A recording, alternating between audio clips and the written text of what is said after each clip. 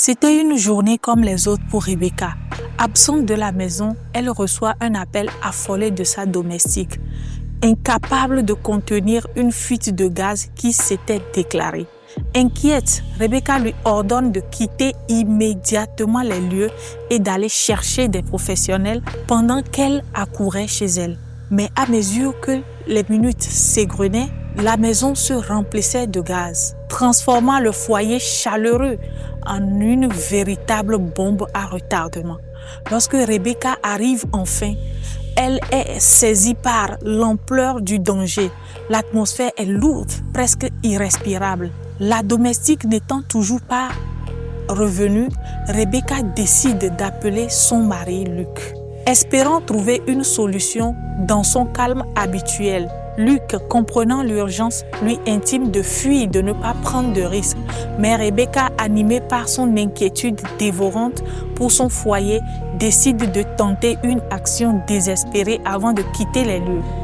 Couper le courant électrique en disjonctant le compteur. Une décision lourde de conséquences. Alors qu'elle manipule le disjoncteur, des étincelles jaillissent dans l'air, saturées de gaz.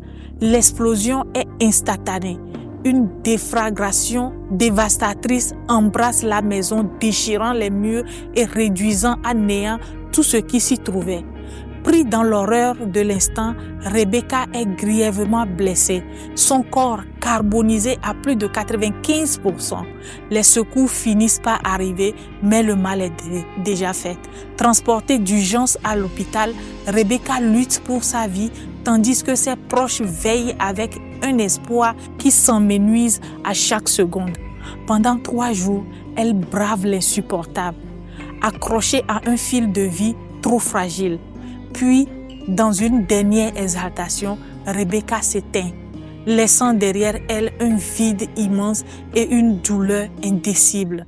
Cette tragédie nous rappelle combien les accidents domestiques, comme les fuites de gaz, peuvent être meurtriers.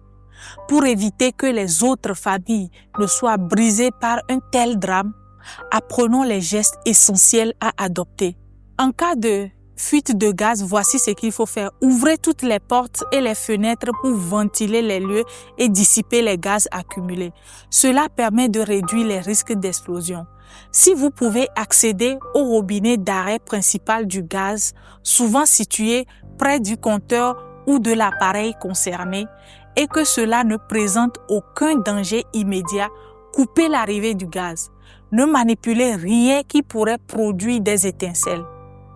Quittez immédiatement la maison avec toutes les personnes présentes sans prendre de temps de récupérer des affaires. Depuis un endroit sûr, contactez les pompiers ou le service d'urgence pour signaler la fuite et demander une intervention rapide. Si vous vivez dans un immeuble ou un quartier dense, avertissez vos voisins pour qu'ils puissent se mettre également en sécurité. Maintenant, voici ce qu'il ne faut surtout pas faire. N'allumez ni n'éteignez aucune lumière ou appareil.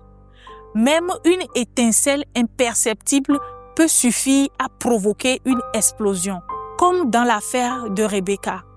Cela peut provoquer des étincelles fatales si du gaz s'est accumulé dans l'air. Évitez les cigarettes, bougies, briquets ou tout appareil générant une flamme nue.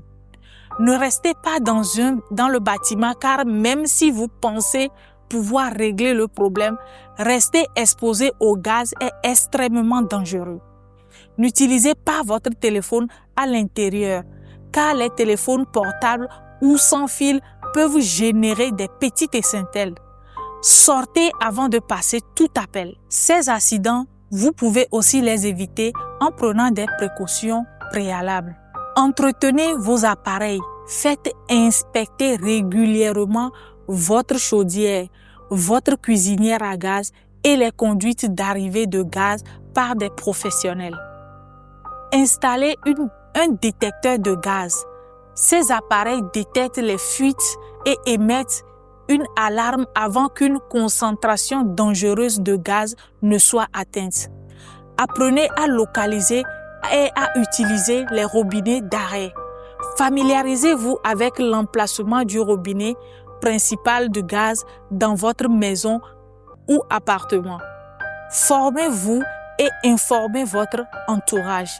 Sensibilisez votre famille, y compris les enfants, sur les dangers du gaz et les réflexes à adopter en cas de fuite.